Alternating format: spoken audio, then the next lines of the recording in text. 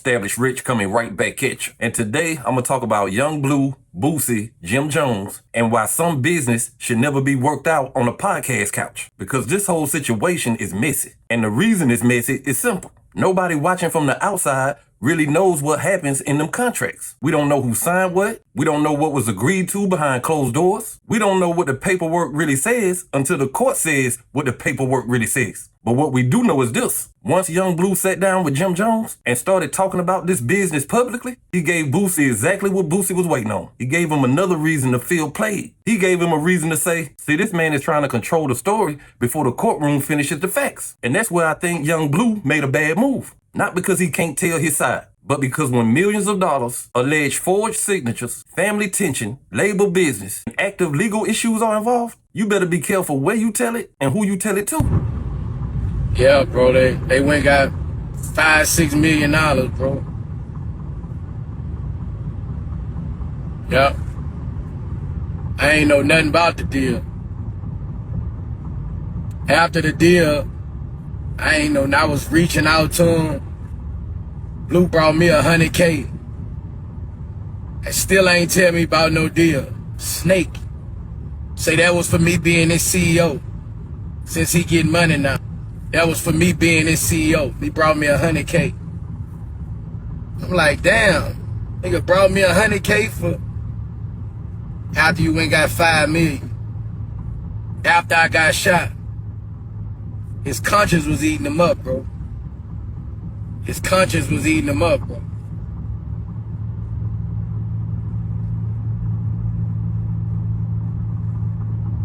His conscience was eating him up, bro.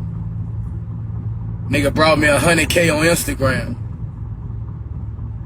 Say that was for being his CEO. For helping him out. I ain't know they done went and got $5-6 million, bro. His conscience was eating him up.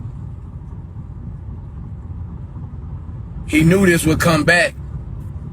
So he would have $100K to show that he gave me. His conscience was eating him up, bro. Go look at the old video, bro. Say that was for being his CEO, bro. Helping him out, bro. I get shot, I'm in a wheelchair, he bring me $100K. The bigger point is this. Boosie has been saying the same thing for a long time. This is business. This is contracts. This is money. And this is about him feeling like he got cut out of something he helped build. He said he put Yung Bleu in position. He said he shared his music with his audience. He said he made people care before the big feature, before the Drake moment, before the mainstream industry fully got behind Bleu. Now, whether every part of that holds up legally, we don't know. But emotionally, you can understand why Boosie feels the way he feels. A lot of older artists and label owners have been in that position where they feel like they found somebody early, helped put the battery in their back. Then once the bigger machine showed up, they got treated like a small step in the story. That's a real feeling. But feelings don't always make the paperwork right. That's why this is so dangerous to be arguing in public. Boosie can feel betrayed and still have to prove his claims. Yung Bleu can feel like he outgrew a bad situation and still have to answer for whatever obligations existed on paper. Both things can be true enough to make this complicated. And that's why Jim Jones' interview made this even harder. Because now it's just not Boosie and Bleu arguing. Now Jim is sitting there listening to Bleu tell his version, and Boosie feels like he let him paint the picture without challenging him enough. Boosie looked at the interview like, bro, you know me. You know I've been saying this about my money. Why you let him make it sound like I'm mad he got big? And that's the part Boosie seems most offended by. He don't want this frame like he jealous of Bleu. He wants it framed like Bleu owes me money. But I don't mind, bro. But I don't mind talking about it. Hey, bro, I ain't gonna lie. I used to be on that like nitpicking, bro. I don't give a no more. Cause that's when I used to be like, I used to try to say it, bro. I used to try to say it, and I used to try to be the bigger person, but I don't give a so don't feel like you can't ask me nothing. So you say that because I don't know the ins and outs. I too be on social media like everybody else. Is the only thing there is to do. So I can't ask you this, and I don't know what the situation. You think that you and Boosie will ever be on the same page, just seeing eye to eye, just in general, like not even about no business, just like passing. Man, bro, you don't even know how many times I done tried to see eye to eye with that man. How many times I done tried to you know, men show this how to make money, show this nigga how we could continue to make money, you know what I'm saying? Even while we going through this case, you know what I'm saying?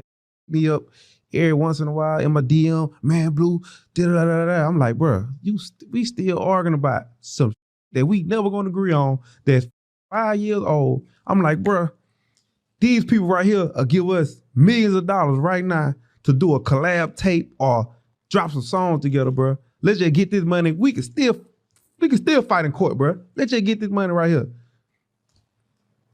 Yo, bro, you don't want to do it. The issue still stands. Yung Bleu has his side. And his side is basically that Boosie didn't invest enough, didn't properly back him, and that his real mainstream success came after he moved beyond Boosie. And I'll be fair, a lot of artists have said that about early deals. A young artist signs something, gets a little motion, then later realizes that the person who did the first deal really didn't have the money. But that does not automatically erase the first person's position. If somebody helped build an early audience, helped put the first light on you, or had a legal piece of the business, you can't just say, I got bigger later, so the early part don't count. That's where artists get in trouble. They start telling the story from the moment they got big, not from the moment somebody first believed in them. And Boosie is not the type of person who gonna let that slide quietly. We know Boosie. Boosie is not gonna sit at home, light a candle, and wait for the court date in silence. If he feels like you playing with his money or his name, he's gonna get online and talk like he's standing in your face. That's why Bleu should have known better than to give this story new life in this interview. Because once that clip hit the internet, Boosie was gonna respond. And when Boosie responds, it's never just one sentence. It's gonna be all caps, fire emojis, accusations, old receipts, and everybody getting tagged like a family reunion gone wrong. You don't want to do it, or you want to just keep talking about something else. But like with that, bro, I know I'm a real nigga. I never did to no, like, bro, I never seen a nigga contradict himself so much. Like, man, that man contradict himself, bro. How you gonna say Blue ain't want to give me no money, but then go in another interview with Vlad? You can look it up right now. Oh, Blue offered me $2 million. You know he offered me $2 million. So did I offer you $2 million, or then I didn't offer you nothing? You feel me? Because I didn't even have to offer you $2 million. You know what I'm saying? I just did that just off the respect. I just felt like that just like, if you had an artist, right? If you had an artist, I just come back. You had an artist, right? You weren't really putting no money behind them, right? And y'all went to sign to another label, and y'all went to sign to Columbia or whatever. Columbia dropped the artist. You know what I'm saying? They dropped the artist, and the artist like, man, I don't know what to do, man. Shit, like, it just going, I'm up. You feel me? Man, I need about 100, 150. So I want to do all this stuff right here, and we could take off. If you don't got it, or if you don't want to do that, bruh, just let me out my deal, bro. We can sign a release right now. Let's work on it. The bigger conversation is about timing. Why speak on this now in that setting? If the case is still active, if the claims are still being fought, if there are millions allegedly on the line, why sit there and make it a public character debate? That's where Bleu lost me. Because even if he believes every word he said, a podcast is not a courtroom. A podcast is for a narrative. A courtroom is for evidence. And when you bring courtroom business to a podcast, you risk making it look like you trying to win the public before the facts are settled. That may work for the fans, but that's gonna make the other side angry. And that's exactly what happened with Boosie. Boosie heard Bleu talking about outgrowing the situation, talking about how things went left, and Boosie took it as disrespect. He took it like Bleu was trying to make him look small, bitter, and jealous. And that word jealous is important because Boosie hates that narrative. Boosie's argument is simple. Why would I be jealous of an artist getting bigger if his success means I'm supposed to get paid more? That is a strong point if the paperwork supports that. Because if Boosie had a valid piece of the deal, then Bleu becoming bigger would only make Boosie's piece more valuable. That's why Boosie keeps saying, that's not hate. Boosie's saying that's math, and that's a different conversation. We work on the release for 6 months. You in the email, your lawyer in the email, your brother in the email, all of us in the email going back and forth for 6 months. We finished the deal.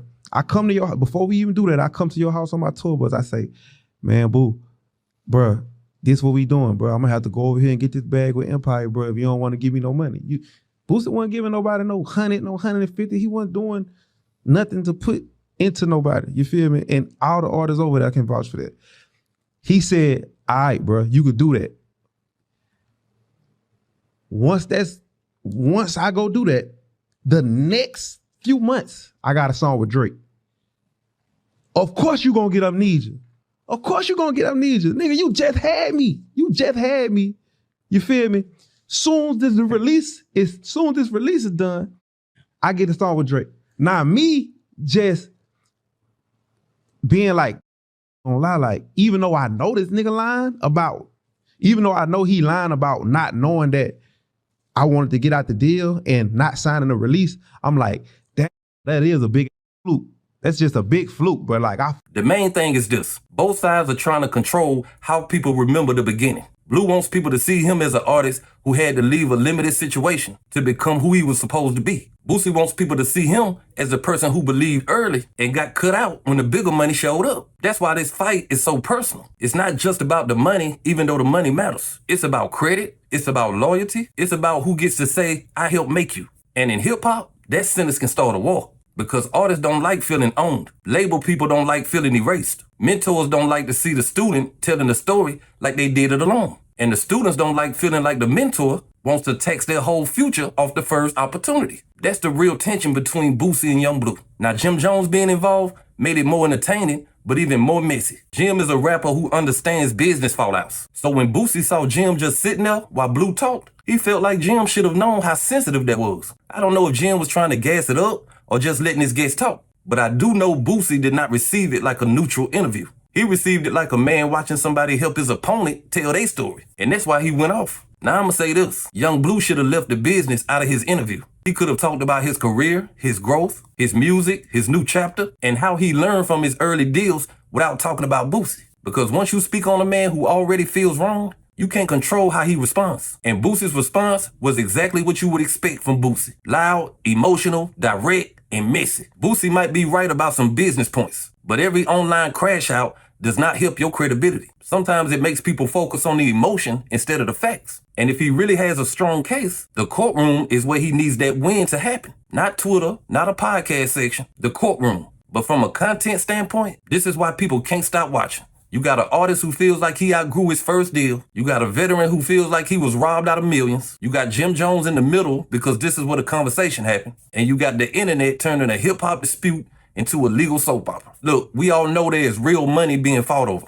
We know this has been going on for years. And we know that interview made an old fire start smoking again. Business between labels and artists can get ugly, but it gets even uglier when somebody starts arguing in front of the internet before the paperwork is finished talking. Boosie says he wants what he's owed. Yung Bleu says he had to move on to become who he is. The court will have to decide what the contract really means. But as far as this interview goes, Bleu gave Boosie a clean opening to turn a legal fight back into a public war. And Boosie took that opening like only Boosie can. But hey, that's just my opinion. What's yours? Like, comment, subscribe, establish Rich. I'll be back with another one. Peace.